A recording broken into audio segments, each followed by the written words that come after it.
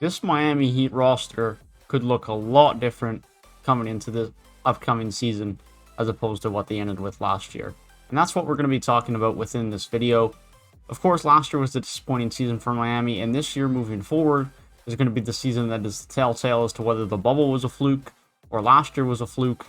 I'm a bit more on the hand of somewhere in the middle. I don't think they're as bad as they were last year. I don't think they're as good as they were specifically in the bubble. But I think it's going to be hard to judge anyways because this team could look vastly different next year for Miami, as they currently have 9 players that were on the team last year that are impending UFAs or RFAs, as well as 2 vets in Dragic and Iguodala who are both on team options. And so we could potentially see 9 guys be changed from this roster compared to last year. Now I'm sure some of them will be retained, but nonetheless there could be a lot of change and turnover and new players introduced into the team next year, which is then going to mean some more times for adjustment.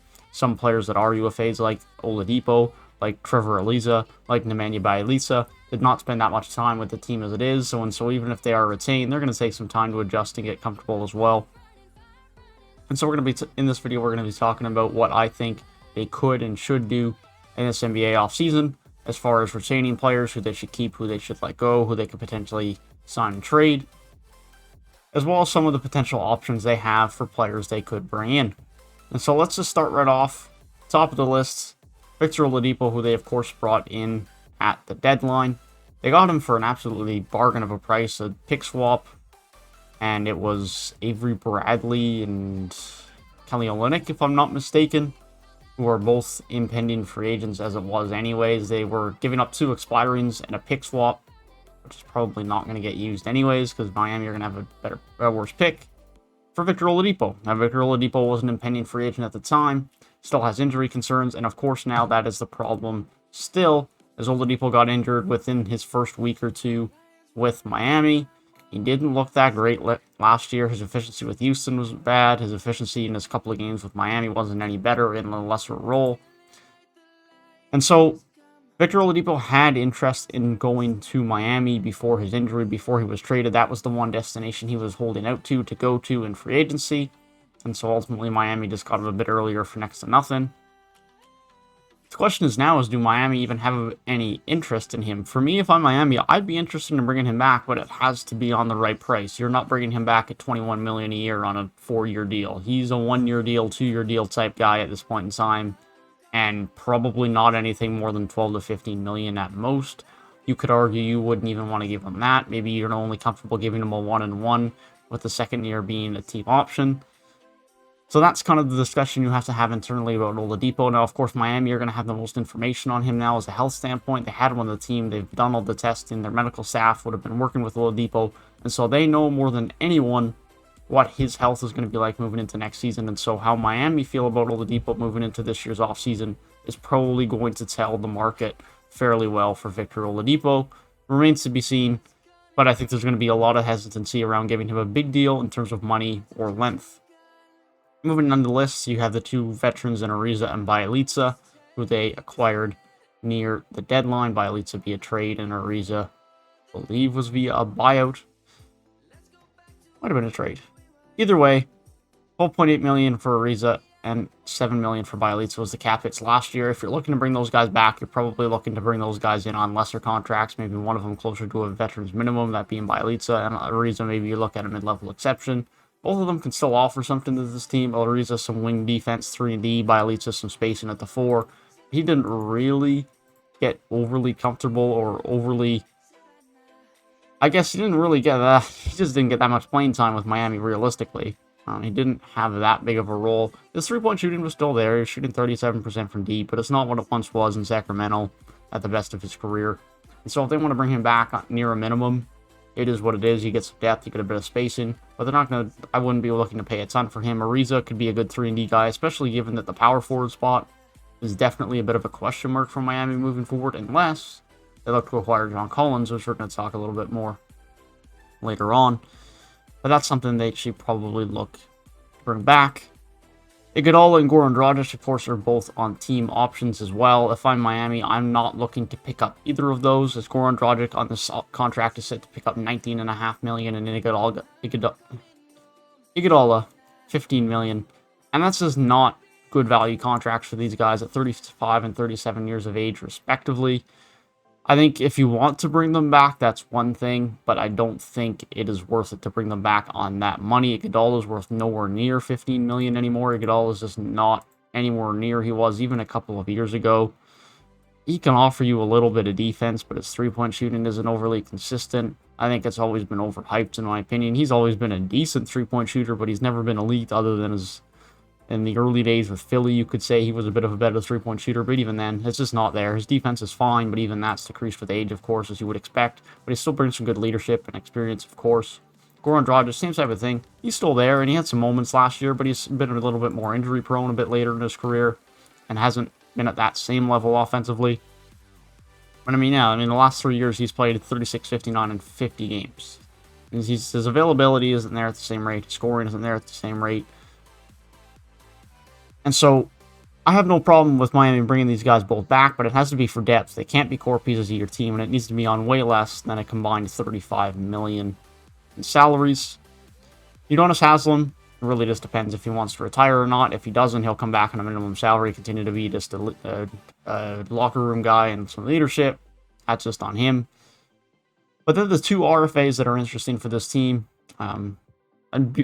quickly before I talk about them, Max Strus and Gabe Vincent are also free agents for this team as well. They were the two-way contract guys last year. Gabe Vincent and Strus, they're both fine players. They might get brought back on two ways again. That's just really a Miami preference. I don't really want to get into discussing about them too much in this video. The more interesting ones are Kendrick Nunn and Duncan Robinson, 25 and 27 years of age, fairly old for players that are restricted free agents as they both came into the league a bit later than usual. Kendrick Nunn's an RFA after only 2 years after being undrafted. And Duncan Robinson, of course, came through the G League. He worked hard. He earned his spot, he earned his place, and here he is now in the league. Because of that, he is already 27, which from a contractual standpoint makes it a bit interesting with him as an RFA. As obviously he only has 3 years in the league, but you also have to question how much further his development is going to go. Now, alongside Joe Harris and the likes of him, Buddy Hield, those types of guys, he's one of the higher volume and higher production three-point shooters in the league. When he starts hitting, you just cannot stop him. But outside of that, his game is limited. The large majority of his shots do come from three-point range. He only averages about 1.5 shots per game that aren't from three. And so he lives from the three-point line. His defense is fine.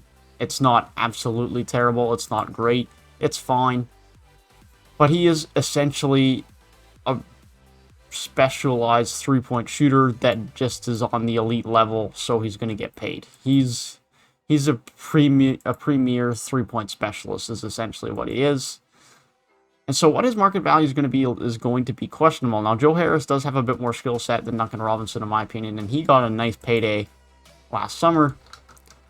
But I think it's going to be tough to see someone like Duncan Robinson get a similar number. I think Joe Harris just has more to his offensive game, can take out the dribble a bit more. His defense is a little bit more refined. And Joe Harris ended up getting $16 million a season. $18.75 million a season, pardon me. Nearly $19 million a year. I don't think Duncan Robinson sees north of 15. At least I don't think he should. I think if Miami can get him for something in that 12 to 15 million range, it definitely makes sense to bring him back. That shooting, that three-point spacing is very valuable. But he has to pay anything more than that. I just think at that point it's an overpay for someone who essentially is a three-point specialist. As much as it would hurt to lose him, you also have to think about the cap flexibility of this team moving forward. Considering the fact that they do have Bam Adebayo's extension kicking in now, they still have Jimmy Butler under contract for another 2 years. And Lord knows who else they're going to sign this summer. This summer is really going to determine their salary cap for the next few years alongside the extension of Bam Adebayo, and so they have to be smart with their money with all the amount of players they're going to be re-signing or bringing back this summer. And so that's my thoughts on Kendrick Nunn and Duncan Robinson. It's all about the right price. Kendrick Nunn, of course, very good scorer, can be a good defender for you as well. He offers some fairly good physicality and length on the perimeter, but it can be a bit hit and miss. He is very ball dominant for a point guard. He isn't a great creator, but he can be a fairly good scorer. Inefficient at times, but his efficiency did improve a lot last year compared to his rookie season. I think he offers a lot of value to this team. I think he can be a really good guy off the bench for them. He could even fill in as a starter if they wanted. If they don't want to bring back Dragic at all, he could come in and be their starting point guard, and I think he can do just fine there. But again, it's the right price. If you have to start paying 20 plus million for Kendrick Nunn, I just don't think it's worth it. Then you're getting into the range of the Fred VanVleets, the Malcolm Brogdons. He's just not at that level. But if you can get him around 15 million, then it definitely makes sense to bring him back. So it's all about the right price for who Miami bring in. I think Miami have some good players on this roster. I think it would definitely make sense for them to retain some of the players on this roster. But they have to make sure that they bring everyone back in the right price. Because otherwise, 2 or 3 years down the road, they're going to be looking to extend Tyler Hero. They're going to be looking to extend Precious Oshua. They're going to be looking to improve this roster around Hero, around Precious, around Bam Adebayo. If they retain Nunn, Robinson, they're going to be looking to improve to this group or just retain the group within Hero and Precious, and they're just not going to have the money. So this offseason is going to be critical for Miami to make sure that they sign players to the right price and the right players for the right price. Some of the players that they've been looking to bring in is someone like John Collins, which I think definitely makes sense. It gives them some spacing. It gives them some much-needed rim protection, in my opinion, as well. Though Bam Adebayo is a good rim protector. He's an undersized 5. And having someone else at the power forward spot that can protect the rim is going to be very valuable. And so I think that definitely makes sense. Whether that's in a sign and trade or via RFA remains to be seen. But I think, again, you bring him in on the right price, that's fine. If you have to start giving 28, 30 million to John Collins, probably hold the brakes a little bit, and that's what it might get to in RFA and restricted free agency because there's that many teams interested, unless it's via sign and trade, in which case maybe you can get them for a bit of a lower price. But again, it's all about the right price for Miami, and that's where I'm going to leave it at. They just need to sign players at the right price to be able to have success and flexibility long term, to be able to retain the players they want to retain and build the team that they want to build. But yeah, that is my thoughts on Miami moving into this offseason. A very critical offseason for the Miami Heat and the success of the future of the franchise. Hope you guys did enjoy the video. If you did, feel free to leave a like down below and subscribe to the channel if you are new. Hope you guys have a great rest of your day, and I'll see you guys in the next one.